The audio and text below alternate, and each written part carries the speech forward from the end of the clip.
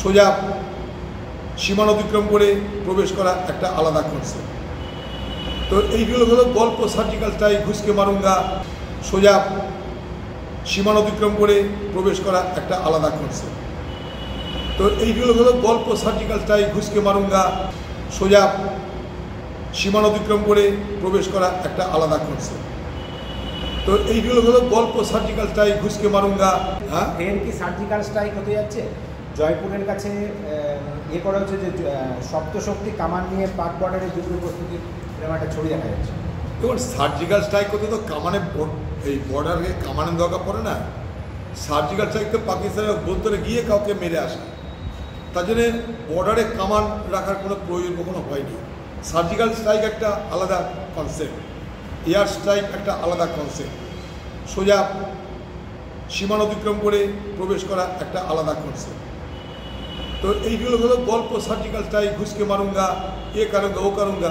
লেকিন কিন্তু ব্যাপার হচ্ছে যে প্রস্তুতি এক জিনিস, হবে কি সেটা দেখার জন্য অপেক্ষা করতে হবে কী হতে চলেছে।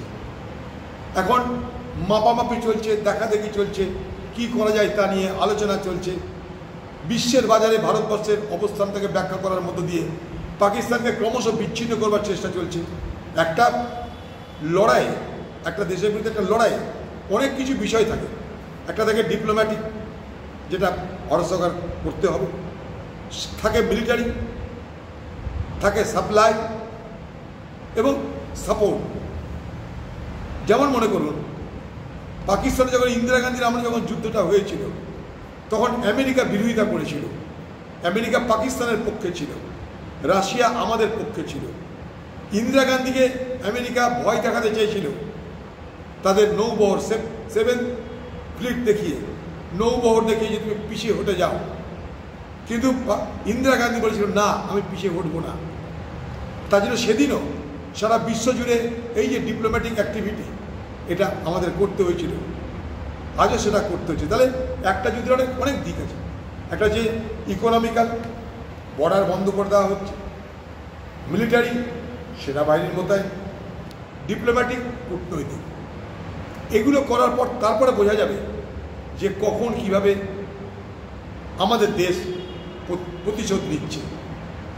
এবং সেই সঙ্গে সঙ্গে পাকিস্তানের পক্ষ থেকেই বা কী করা হচ্ছে সেটা জানার বোঝার সময় এখনও আসেনি।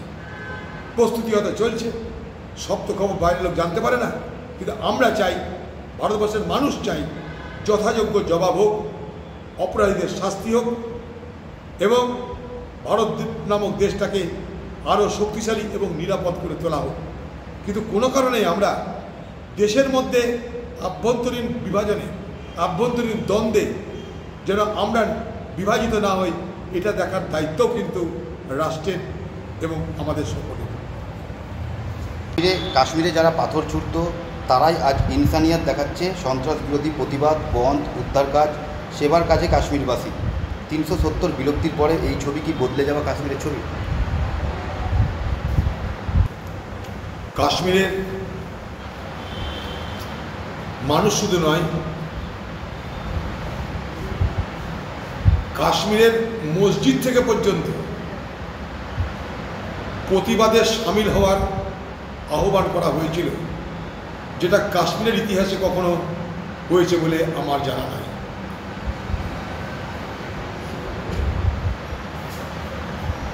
কাশ্মীরের মানুষের কাশ্মীরিয়াত, ইনসানিয়াত, সেটা তাদের নিজের সাংস্কৃতিক অঙ্গ। এখানে ধারা অদল বদলের সঙ্গে এই সংস্কৃতি কোনো সম্পর্ক নেই।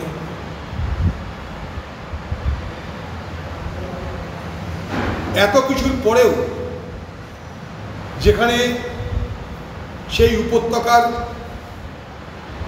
অনন্তনাগ থেকে জম্মু পর্যন্ত মানুষের প্রতিবাদ, নিন্দার ঝড় বইছে, মসজিদ থেকে বলা হচ্ছে তোমরা আন্দোলনে সামিল হও, তোমরা বন্ধে সামিল হও।